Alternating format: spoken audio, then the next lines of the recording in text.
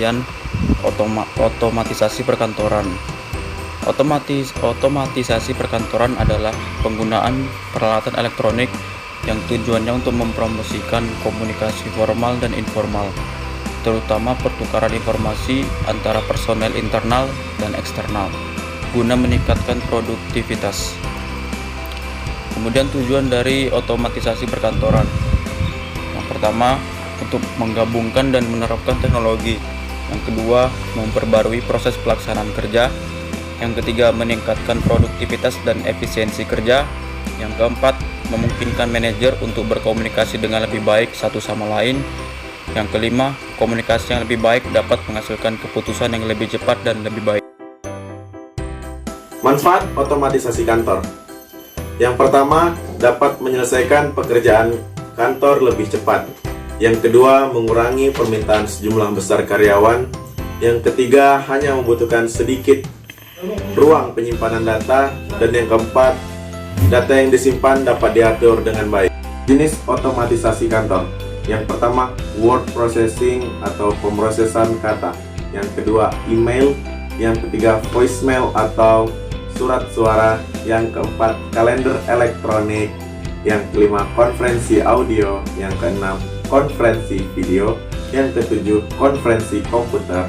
Yang kedelapan, transmisi fax. Yang kesembilan, teks video. Yang ke-10, imaging atau pencitraan. Dan yang terakhir ke-11 ada desktop publishing atau DTP.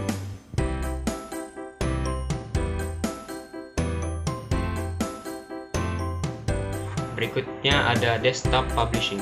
Desktop publishing atau DTP adalah pembuatan dokumen menggunakan keterampilan tata letak halaman, desain, dan tipografi dengan menggabungkan teks dan grafis untuk menghasilkan dokumen seperti newsletter, brosur, buku, spanduk, banner, dan sebagainya. Manfaat program desktop publishing. Yang pertama, membuat berbagai macam desain, majalah, buku, katalog, buletin, company profile, brosur, stationery, dan lain-lain. Yang kedua, dapat membuat konsep desain desktop publishing yang bagus dan keren. 3. Bisa membuat usaha desain layout, majalah, dan buku sendiri. Lalu, aplikasi desktop publishing. Aplikasi desktop publishing antara lain yang pertama ada Adobe FrameMaker, Adobe InDesign, Adobe PageMaker, Adobe Home Publisher, Corel Ventura, kemudian FatPaint atau aplikasi berbasis web, eStudio, Microsoft Office Publisher, LibreOffice atau OpenOffice, kemudian PageStream, dan masih banyak lagi aplikasi yang lainnya. Selanjutnya, ada cara membuat kartu nama pada Microsoft Publisher. Yang pertama, buka Microsoft Publisher. Saat sudah terbuka, pilih Business Card. Setelah memilih ikon Business Card pada gambar di atas, maka akan keluar tampilan desain kartu seperti gambar berikut. Kemudian, pilih desain yang kalian suka. Setelah memilih desain kartu yang kalian suka, lalu pilih jenis huruf dan warnanya di dalam kolom Customize seperti gambar tersebut. Kemudian pilihlah jenis huruf dan warna pada kartu nama sesuai keinginan. Setelah selesai memilih jenis huruf dan warna, klik tombol create seperti pada gambar. Setelah gambar di atas muncul, ketik identitas kartu nama dengan jelas, seperti gambar tersebut. Selanjutnya adalah imaging. Imaging atau pencitraan adalah mengubah informasi dari citra non-digital menjadi citra digital, atau dalam kata lain adalah penciptaan gambar digital. Biasanya berasal dari adegan fisik. Imaging ini biasanya meliputi pengolahan, kompresi, penyimpanan, pencetakan, dan menampilkan gambar. Contoh alat pencitraan adalah scanner. Scanner adalah alat untuk mengubah dokumen menjadi bit atau pulsa digital sehingga dapat disimpan dalam file komputer. Selain dari scanner, kini pencitraan dapat dilakukan oleh kamera digital. Kamera digital akan menangkap objek dan akan diubah menjadi citra digital dalam bentuk bit atau pixel. Sejak kelahiran kamera digital imaging sangat diperlukan agar komputer lebih mudah memanipulasi gambar dan Anda lebih leluasa untuk melakukan pengeditan.